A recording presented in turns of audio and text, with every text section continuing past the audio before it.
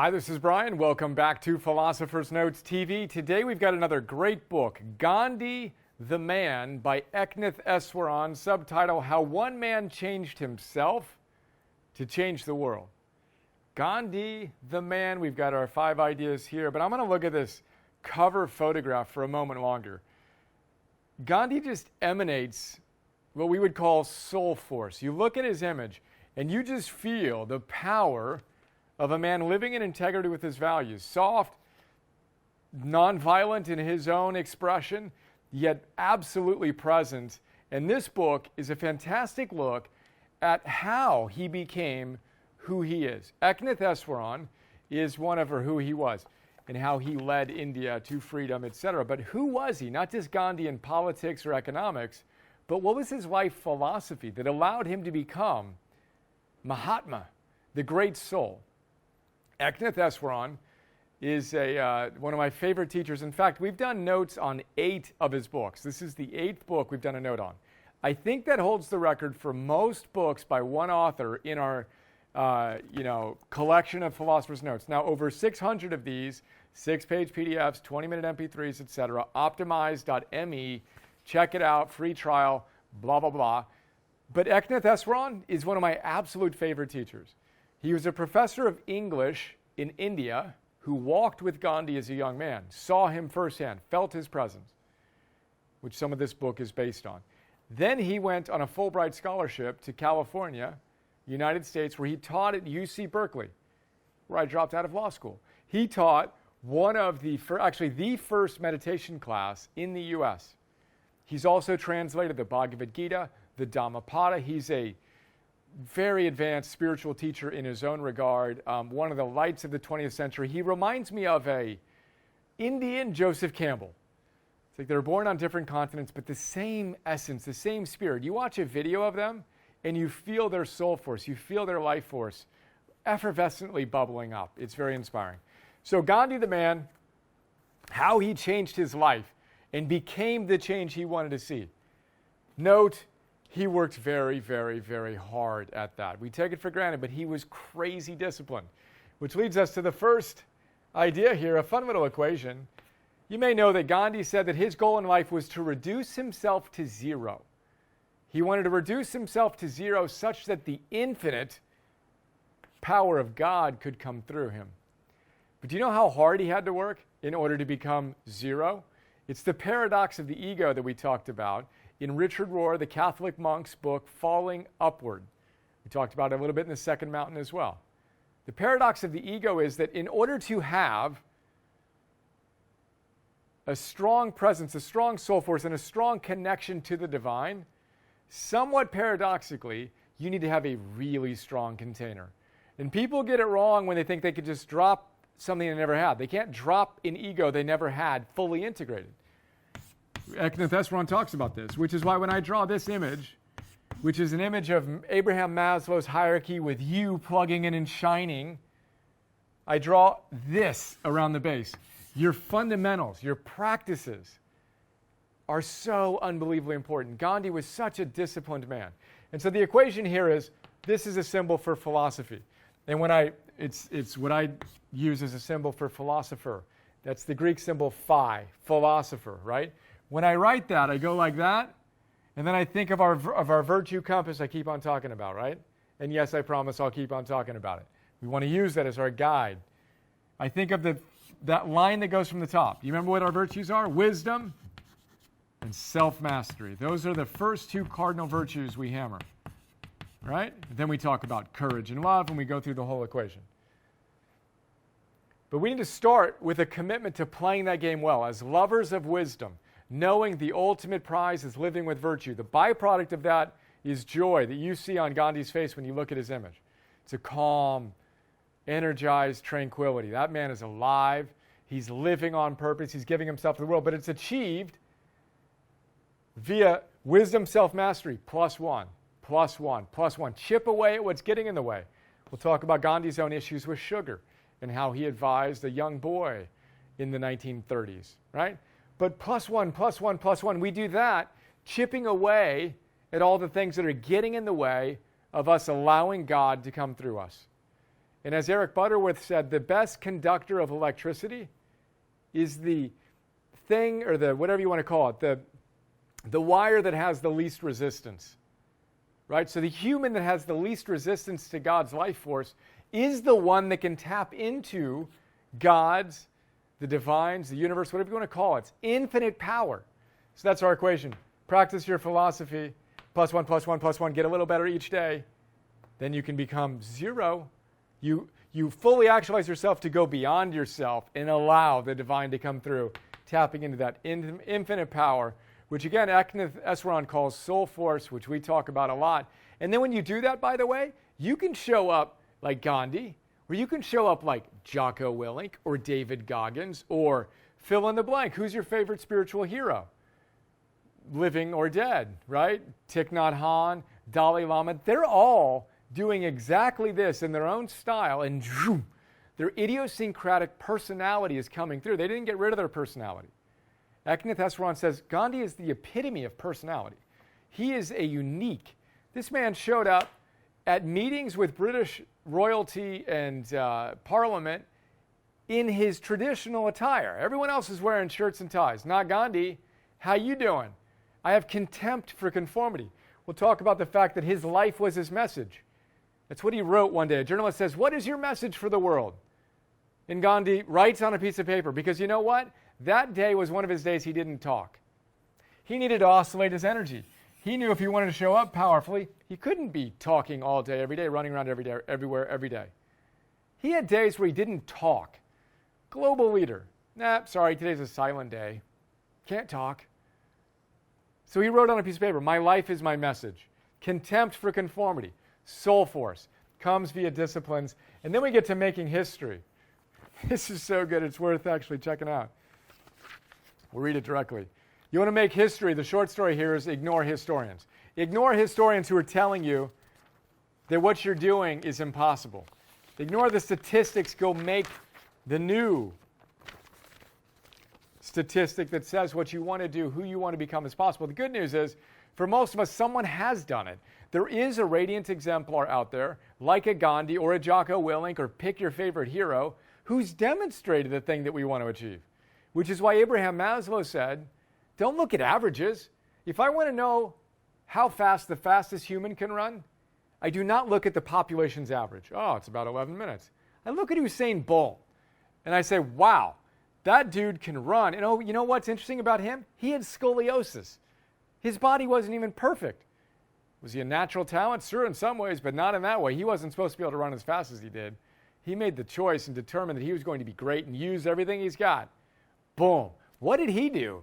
Because I want to learn the essence of what he did. Not to run fast, but to be my own expression of greatness. Which is why Maslow said, if we want to know what the moral exemplars look like, go study them. Go study Gandhi. See what he did. Here's one thing he did. This is Eknath Easwaran.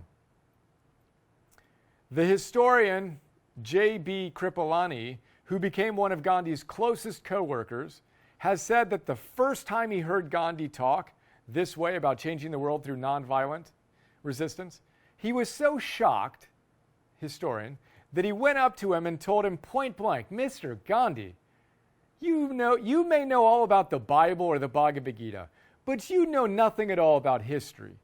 Never has a nation been able to free itself without violence." What do you think Gandhi said in return? Gandhi smiled. "You know nothing about history," he corrected gently.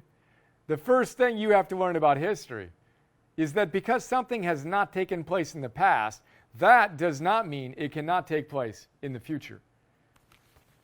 Now that's so powerful for so many reasons. If you've got a history book on yourself and you're looking at it and you go, I've never done this, I've never been able to meditate consistently, I've never been able to train, I've never been able to be my ideal weight since I've been an adult, I've never been able to start a business that I stuck with, I've never been in a relationship that I recommitted to, like we talked about last time. Whatever your I haven't been able to do it history book says, you got to know the first rule of history is you got to do something for the first time before it shows up in the history books. Go work your tiny habits. Go write your algorithms. Master yourself. Practice, practice, practice. Make history by ignoring the historians, including your own little petulant demon historian in your own head. Then Think about being a radiant exemplar. Once upon a time in the 1930s, a woman traveled all across India in train after train to get to see Gandhi. She waits in a very long line on a very hot day and brings her son up to Gandhi, and she says to him, Gandhi, please tell my son to stop eating sugar. He has a problem eating too much sugar. Gandhi hesitates and pauses and says, please come back in 2 weeks, right, or whatever the period of time was. Please come back to me. The woman's like, really? I just traveled all the way here. I waited in line, and you're telling me to come back? Okay, you're Gandhi, the great soul. Perfect. So she goes back, comes back 2 weeks later, or whatever it was, waits in line after the long train ride, gets up to Gandhi and says, Gandhi, please tell my son to stop eating sugar. And Gandhi smiles and says, son, stop eating sugar. It's not good for you. The mom's like, we could have taken care of this 2 weeks ago. What's going on? Or whatever she says deferentially. And he says, 2 weeks ago, I was still eating sugar. And I, with my moral authority of being the change that I want to see, must be practicing the things that I'm going to tell you we should be doing. And I couldn't tell your son 2 weeks ago to not eat sugar because I was still eating sugar. So this is why in our Mastery series for our Optimized Coach program, we spent 300 days on what we call client number 0. Before you can become an optimized coach, you need to be the change. You need to master yourself. You need to work tenaciously with client number 0 and be a radiant exemplar. Because as Ralph Waldo Emerson says, who you are and what you do speaks so loudly I cannot hear what you say. You're either walking into a room, and none of us may or may not have, all of us are capable actually of having the same exact soul force of a Gandhi, of a Jocko Willink, of a pick your favorite soul force hero. Actually, I'll quote that. Gandhi says this about that. It may take me a moment as I leaf through our 6-page PDF, but that's fine. Take a breathing break.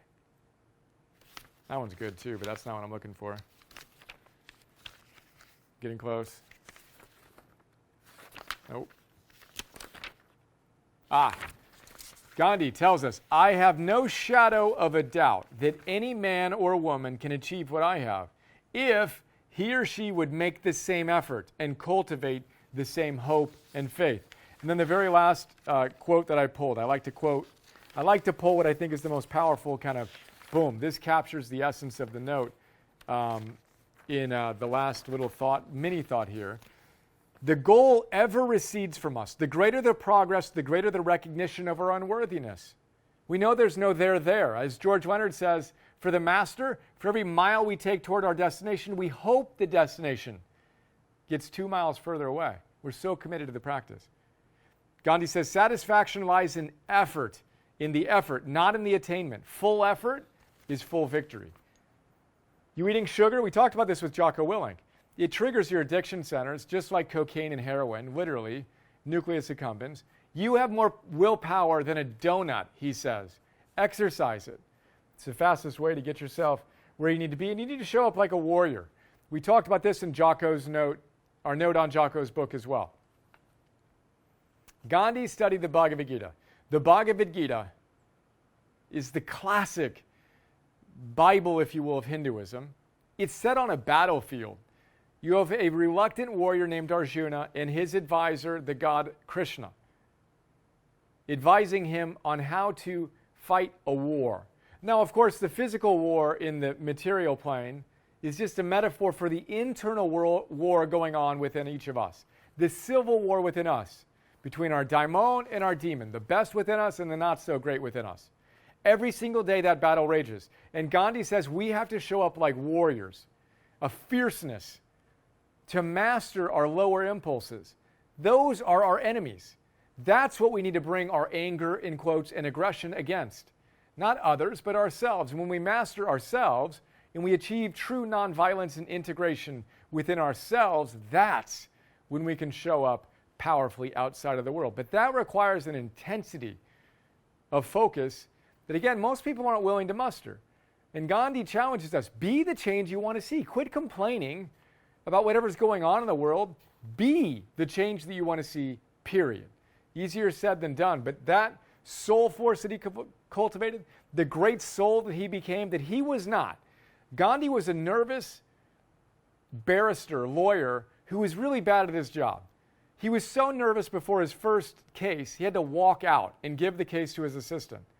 He was ashamed and embarrassed. And it wasn't until he got thrown off a train in 19 whatever in South Africa as an Indian man of color that his life changed. All of a sudden, his life became about something more than him.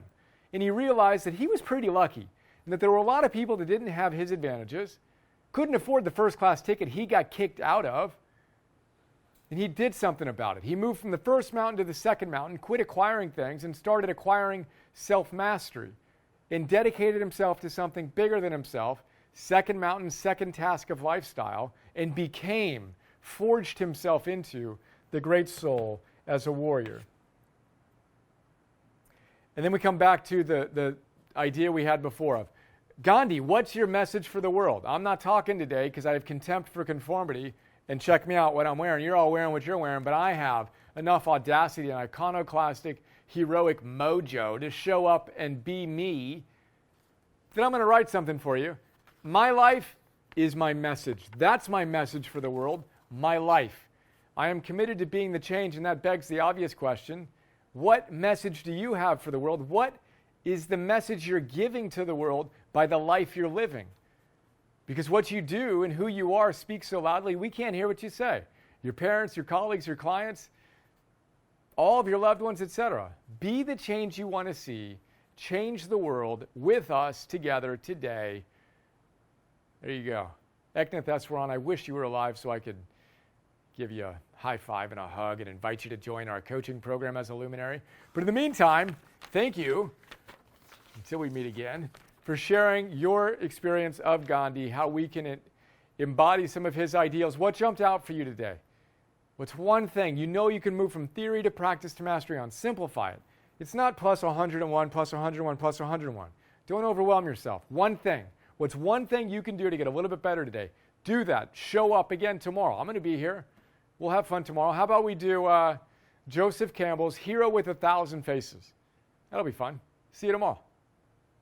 Hey guys, this is Bri. I hope you enjoyed that video. We have a lot of people ask us what Optimize is all about, so I just wanted to give you a super quick tour of our site, tell you what we do. We do two primary things. We have an Optimize core membership, and we have an Optimize coach certification program for people that want to go from theory to practice to mastery. So the core membership is basically $10 a month, depending on whether you do monthly or annual, and you get instant access to over 500 philosophers' notes, the 6-page PDF, 25-minute or so MP3 recordings of these great books. And then you get over 1,000 Optimize Plus Ones, 50 Optimal Living 101 masterclasses, etc. And we have a free trial the team set up. Get it, free for 14 days, and then go from there if you like it.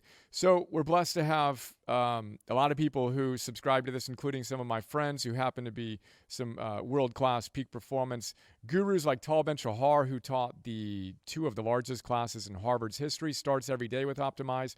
Ben Greenfield, friend and coach. Optimize is, bar none, my go-to source for taking a deep, efficient dive into some of the world's best books via the Philosopher's Notes. It's an indispensable resource. Thank you, Ben. Marcy Shimoff loves Philosopher's Notes. Mark Devine, retired U.S. Navy SEAL commander, dear friend who starts his days with Optimize Plus One. Win in the mind routine to charge him up for the day's battle. If you're serious about leading heroically, I recommend you use them too. Hoo-yah, thank you. And 10,000 plus other awesome humans around the world. That's the core membership. Then we have, and I should say we have apps. Excuse me, you can get apps, iOS and Android. We feel pretty proud and blessed to have basically a 4.9 ranking and people saying some great things. You can check that at optimize.me/apps. And then our coach program is all about helping you master yourself so you can serve heroically, so you can empower others to do the same. We have trained over 1,000 Optimized coaches from over 50 countries. And really excited about this. This is one of the core levers for us to fulfill our mission to change the world one person at a time together, starting with you and us today. We've been told that, here's one little thought, and we have hundreds of testimonials you can check out about how it's transformed people's lives and If you want to be a coach, you're coaching practice. Now, half of the people who do this want to be coaches. The other half just want to master their lives. But Barb, a coach of ours, says, I already had 2 coaching certifications, but Optimize Coach was indisputably the most valuable I have taken. Thank you, Barb. Honored to be part of your life. You can learn more about what we're doing with Optimize Coach at optimize.me/coach. There you go. Hope you're doing great. Look forward to sharing more with you soon. Have an awesome day. See ya.